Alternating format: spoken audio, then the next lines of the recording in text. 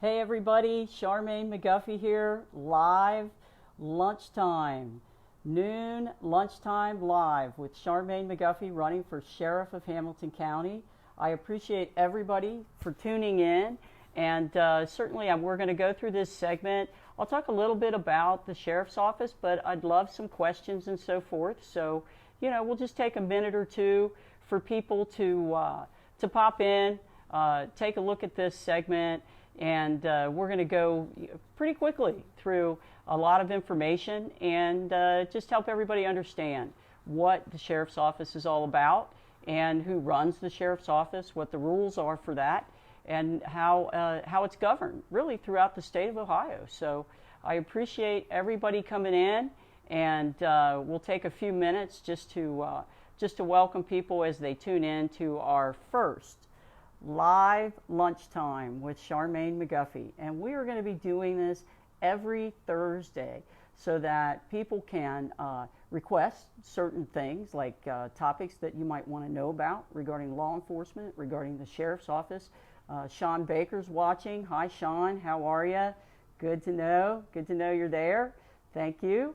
And we'll wait a few more minutes just for people to check in onto our Facebook Live for Hamilton County Sheriff's Office information. And again, it's going to be every Thursday. We do this at noon so that I can enjoy some lunch, cool glass of water with you on a hot day, and we can talk about what questions you might have and so forth. So thank you. Thank you. Tashika Coleman is in. Jean Klosterman. Hi, how are you? Yeah. Very good to see you. Terry Williams. Terry, good to see you. Yes, have a beautiful day, Sean Baker says. Absolutely. And hello, Tashika. Yes, and Terry Williams is watching. Terry Williams is one of my best friends. I want to give her a shout out for putting up with me all these years. And we've remained best friends since, oh my gosh, I bet we were 20 probably when we met. And just have had a very long and great fun friendship throughout my life, and really appreciate that. So yeah, I have, Jamie Castle's watching. Jamie, how are you? Good to see you. Meg Bruck is in, and yes, Chelsea, can't wait for you to be our sheriff. So I appreciate that. I'm going to start now with an overview of the Sheriff's Office. So first of all, there are 88 counties in the state of Ohio, and each of those counties is governed by a sheriff who runs the jail, the courthouse, and the law enforcement arm of that. And as you know, I've spent 33 years in the Sheriff's Office as a sheriff's employee. I rose through the ranks as a sergeant, lieutenant, captain, and eventually the major of Hamilton County Sheriff's Office. And as the highest ranking woman in the history of the Hamilton County Sheriff's Office, I often get asked, what does the Sheriff's Office do? What is the Sheriff's Office? Because it's different than a policing agency.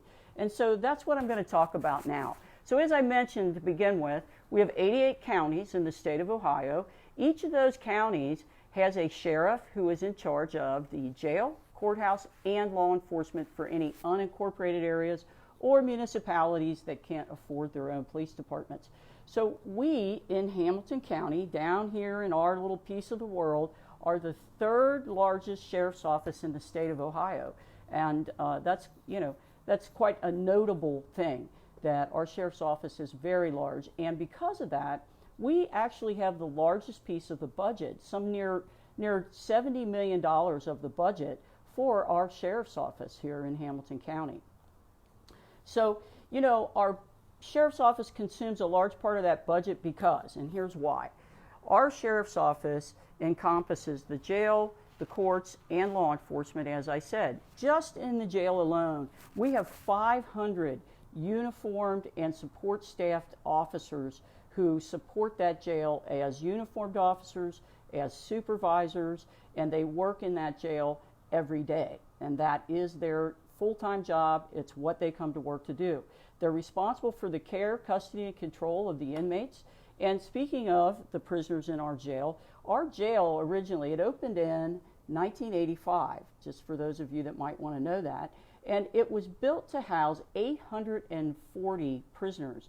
You know, at one point in time, when I was the major, that jail was up to 1,400 prisoners. 1,400. I mean, we almost doubled that capacity. So you can imagine just how large of an operation that would become and what we would have to do. And really what happens in your jail is it's really like a small city. I mean, that's what I used to think about it as, a small city that never sleeps. Because we're providing housing, we're providing food, medical care, laundry, security, all the things that you need, anyone would need to live their life in captivity, quite frankly.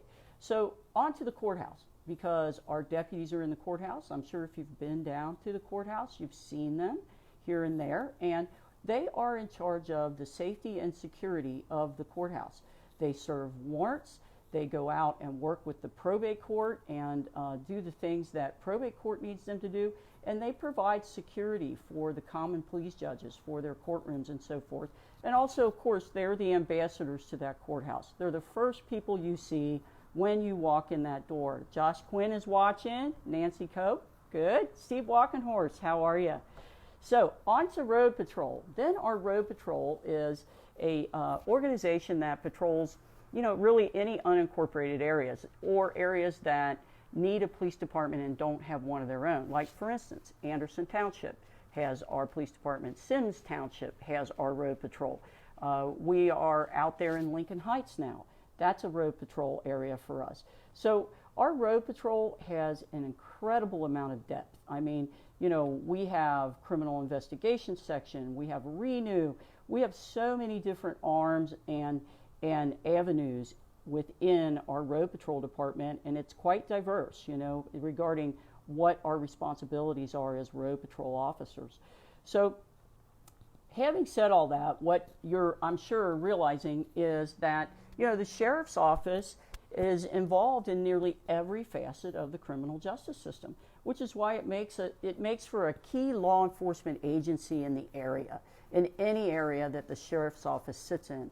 All of those counties are key to what happens in the criminal justice realm. So I'm getting a message that says my video is freezing at times. I don't know. Let's see if I'm having trouble transmitting to anybody. Please let me know on the live feed here, because I can move if I need to.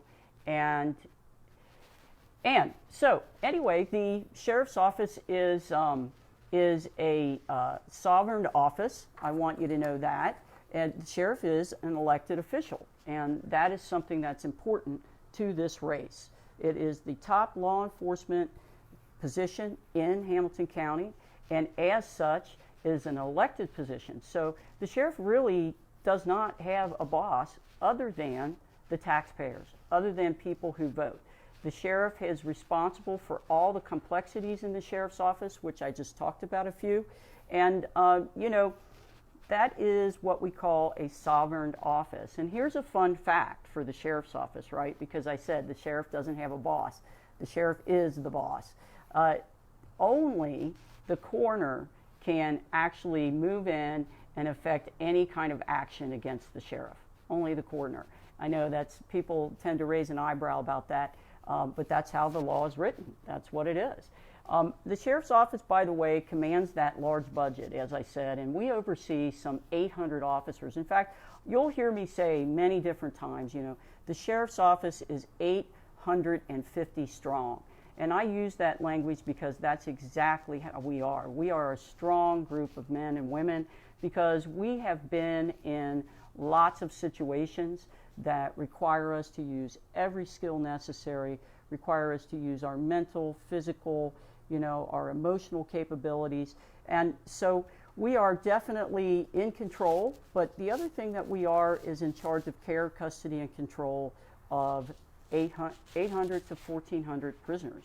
Now, the prisoners in our jail, you know, it's very important that we address what their living conditions are, why they're there, how we can get them out, most importantly, because honestly, you know, in our jail, we need to be connecting to social services, mental health agencies, and so forth. A lot of people that are in our jail, probably, in fact, I'm just going to go with a percentage for you, about 70% of people that are in jail are struggling with addiction or mental illness.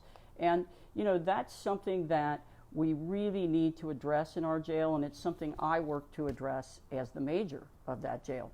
A question that I have is the sheriff's office responsible for creating the culture and setting those cultural rules? And yes, the sheriff's office is a culture, right? It's every department, and I say this often, right? Every police department has its own unique personality for lots of different reasons. One of the main reasons is the leader.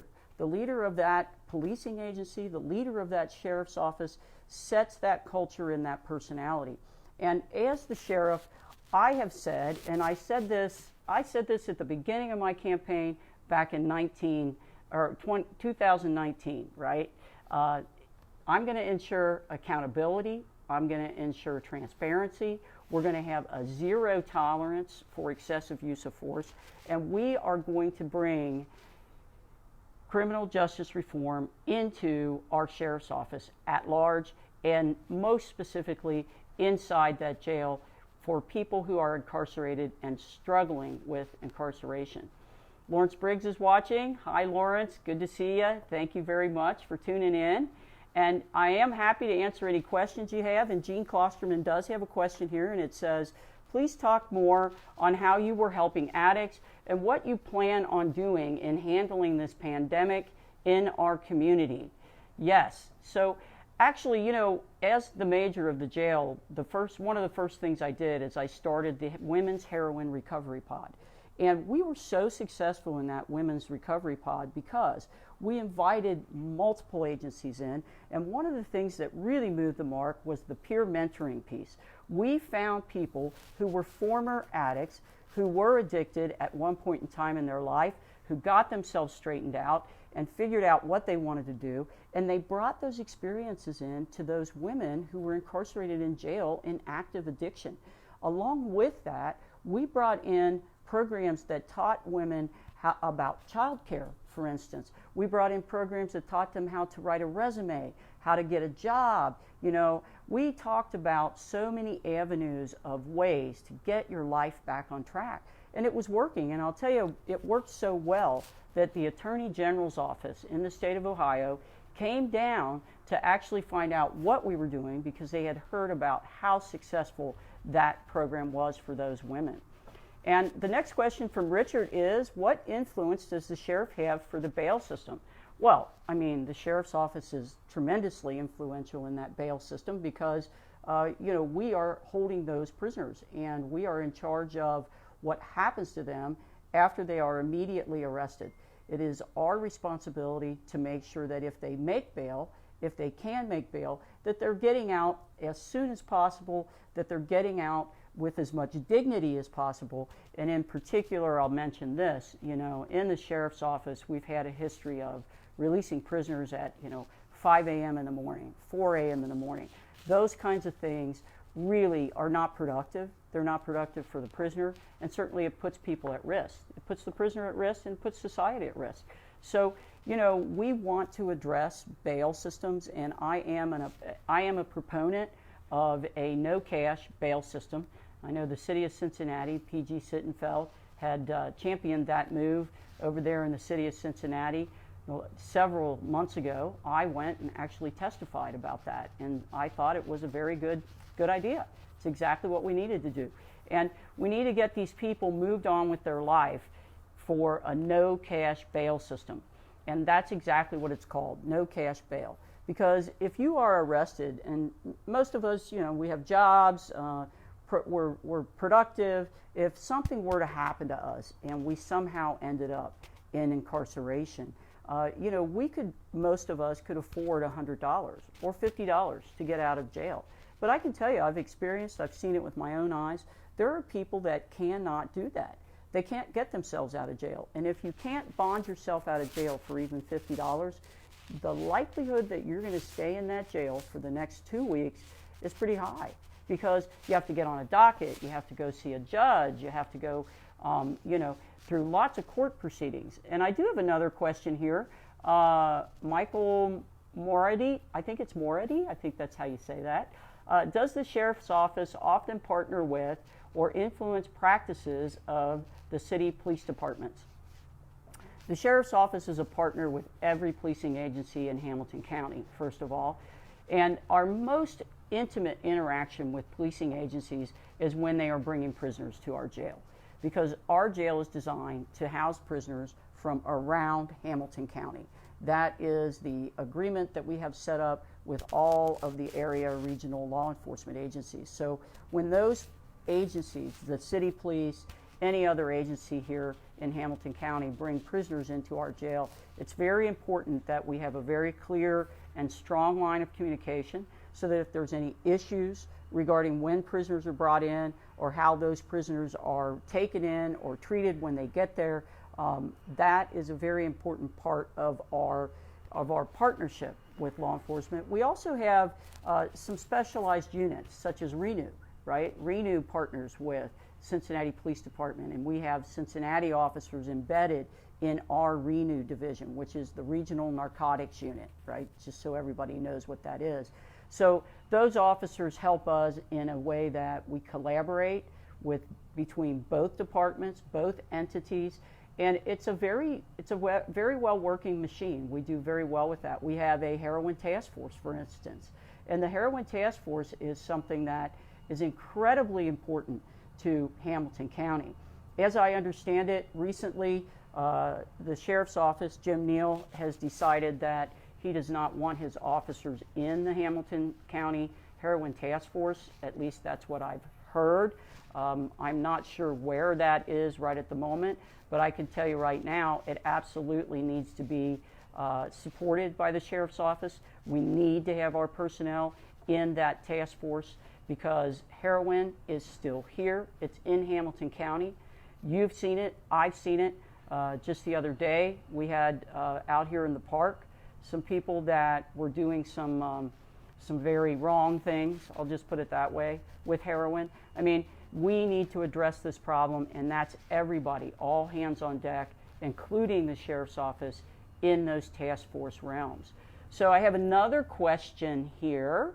Yes, from Sandy Sandusky. How do you plan to start to shift the culture in the sheriff's office? So, as I said, you know, police agencies tend to have their own personalities. I plan to shift the culture in the sheriff's office by, one, bringing in a human resource department. I want to bring in a comprehensive human resource department that is going to educate all of us in the sheriff's office in best practices of employment, best practices of interaction with each other on a day-to-day basis, improve those working relationships that we have with each other when we are in there.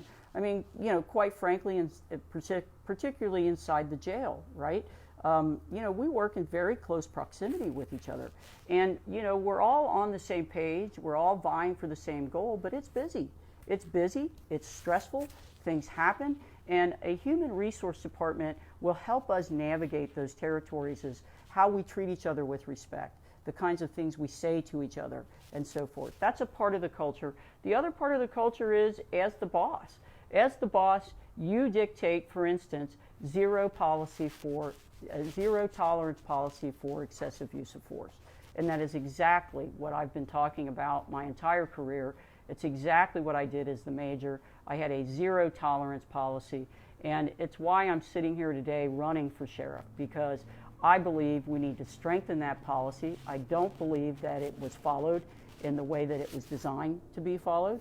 I think that people come into our facility or even out on the street, encounter our law enforcement officers, and those people need to trust that we, as uniformed officers wearing the black and gold, have their best interest in mind, even when things get a little rough, because sometimes they can. I mean, let's just say the facts. I mean, I'm a person that lives in reality, and the reality is sometimes there are things that the police have to respond to that is going to mean that the police may have to handcuff someone, they may have to take someone in custody, and when that happens, you know, the rest of society at large and that person in particular needs to understand that they are going to be treated with respect, the kind of respect that your civil rights that our Constitution gives you is going to be honored by an officer in uniform. I think that's so important. So those are some of the things that I'm going to do to shift that culture. And I have another question here. So the people shouldn't languish in jail for being poor while others get out. And that's another bail question. That's absolutely true. I mean, when I say you could spend 2 weeks in jail, 2 weeks in jail, and think about it for yourself, what 2 weeks in jail would mean to you, right? Because you'd likely lose your car, because wherever it was, it may be impounded, may be towed.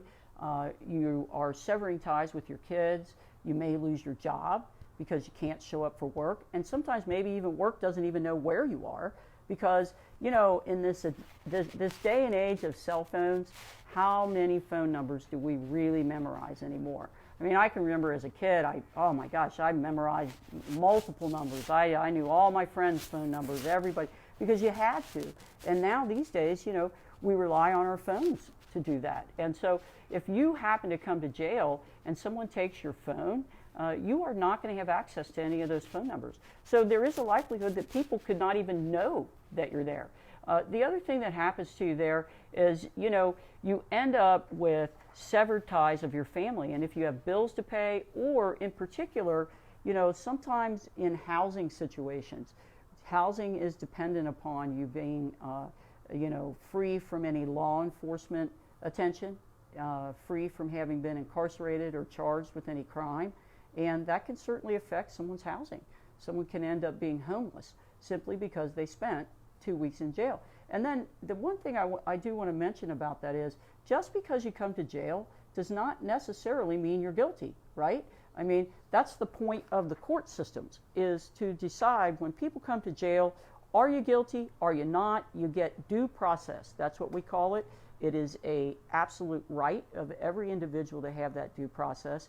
And oftentimes, people that have resources, they can work through that due process, if I can say it that way, while they're out in society, you know, while they're out there working a job, taking care of their kids, you know, dropping kids off to school, and all the things that you need to do as an adult and stay functioning in your family and with your relatives. So I'm going to say, you know, I've got about 8 minutes left here, and I'd like to, somebody asked, you know, tell more about your experience and why I'm qualified to be the sheriff. Well, I've worked in nearly every job in the sheriff's office, and that's the jail, court services. I was the major of court services, and I worked in a unit that was an arm of road patrol. I worked out on patrol. I was out there. I was out there in a marked unit.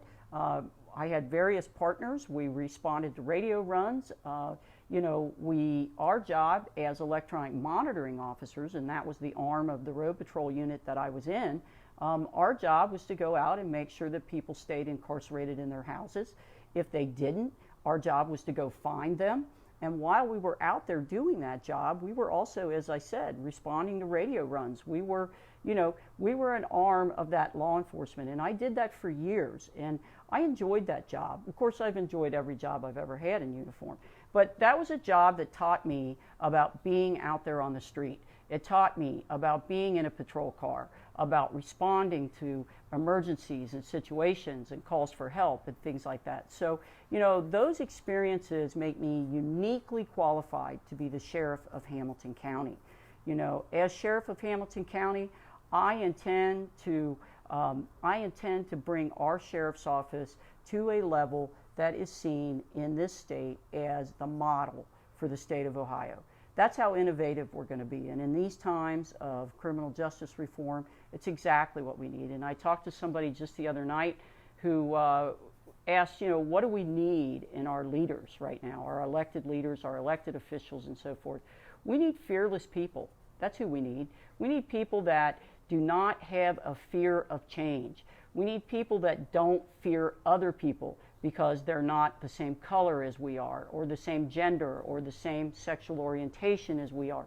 We need leaders who say, listen, I am going to be here for every person who my officers and this office would come into contact with, and I'm not afraid of any one of them. In fact, not only am I not afraid of them, I want to embrace them. I want to know what they think. I want to know what their opinions are. I want them to help us navigate this territory and, quite frankly, tell us what we don't know, because there are things as law enforcement that we don't know. I know that, you know that, and the best way to remedy that is communication. Is for us to communicate together, to sit down at the table. I invited so many people to the table when I was major of the jail, and I was so proud of that because people came. I mean, I tell people, you know, I had homeless people at the table. I had formerly addicted people at the table, previously incarcerated people. I also had heads of agencies. I had psychologists. I had, you know, and when these people got together, what I witnessed was that synergy, right? That synergy of energy and the ability for everybody to cross-communicate, to understand who's who. And a lot of times what it did is it really helped us to cut through a lot of red tape when we needed to help people. And another question that I have here is, how do you implement policies to bring reform to deal with biases of officers' abuse, right? So what we do is we create data, number one. Data is our friend. We need lots of data. We need to know who's doing what. That data needs to be shared with the public in a very transparent way, and quite frankly, the officers wearing the uniform need to know that their data, their actions will be shared with the public. And so we're going to work with data. We're going to enforce policy. When you have a policy, that's not a suggestion. A policy in your sheriff's office is not a suggestion, it's a mandate. It says, you will do this. And if this happens, you will do that. And if that doesn't happen, then you'll go to this. And those policies are so important. As we strengthen the adherence to policy, I think that we start a culture of, you know, how we're going to do things with best practice. And I'm going to encourage officers to engage with the community. You know, as major, I started showing up at community meetings, and you know, quite frankly, people were surprised. They were, wow, the sheriff's office is here. Wow, I heard that. I heard that a lot. We've never seen the sheriff's office at these meetings. And one of the things I was able to do when I went to those meetings was I was able to explain and answer questions that people had about the jail, about the sheriff's office. I was able to connect people in the sheriff's office with real-time phone numbers, not a phone number that rings off the hook, but a phone number that somebody is going to pick up that phone and be able to address your issue. And that's something else that I want to champion as sheriff. I want phone lines that are actually answered by real people, live people, and people that treat you with respect. So again, you know, the culture of your department, it comes from the top down. It's exactly how police departments run. It's what influences how the officers in uniform comport themselves, how they feel about the department. And speaking of which, I want to give a shout out to all of those Hamilton County Sheriff's deputies that are working so hard and doing such a great job in these trying times. You know, it's not easy. It's absolutely not easy. And it's not easy to be on the other end of so much criticism because, you know, every one of us was outraged at the murder of George Floyd. I can tell you that. We were outraged by it. And we are not people who don't understand how others feel. We do understand how people feel. And we want to have good departments. We want to have you know, situations where as officers we can have good outcomes and influences for people. And quite frankly, I've watched officers work so very hard for that. I've watched them become invested in people's outcomes, invested in whether someone's going to come back to jail or not. And, you know, so how do I respond to people when they talk about defunding the police? I say this, look, you know, it is very necessary in our society to have a policing agency. It's very necessary that the police are here, that they're helping us with our society ills and so forth, but it's also very necessary that we have social workers, mental health people, that we have agencies that can connect and help prevent poverty or prevent reasons why someone would come to the attention of the police. You know, if we have somebody, quite frankly, who walks into a bank and wants to rob it at gunpoint, we need the police for that. If we have somebody that walks into a mall and says, I don't care who I shoot, we need the police for that. But the other thing we need is we need social service workers and mental health workers to be there on those front lines with our police officers when officers are faced with social issues, when they're faced with somebody that's having a mental health crisis, when they're faced with somebody that's homeless, or somebody that's just having a really, really tough time of it, a really bad day, and perhaps they don't feel good, you know. So as officers, we can do a lot to work together with agencies, with social service people, to enhance what we do and enhance those good outcomes. And I think that's what we're all looking for. You know, nobody that I know in uniform is out there trying to be a hammer 24/7. Nobody I know is doing that. They're out there because they are helpful people. They want to help people. They want to influence the community in good ways. They talk to children. You know, they empathize with people who are having crisis. I've watched it in action. I've seen it. And, you know, so I do support police, and I support a union of police with social services. I think that we absolutely need that. So please log in next Thursday at noon. If you want to come to my lunchtime live, go to my website, McGuffeyforsheriff.com, and I thank you so much for joining me today. It's really important that we have these conversations, and I thank you for being here. If you have any suggestions of topics to cover, please send them to me. I'll be happy to talk about it. No question is off the table. So thank you all very much. Have a wonderful day, a wonderful Thursday. Bye.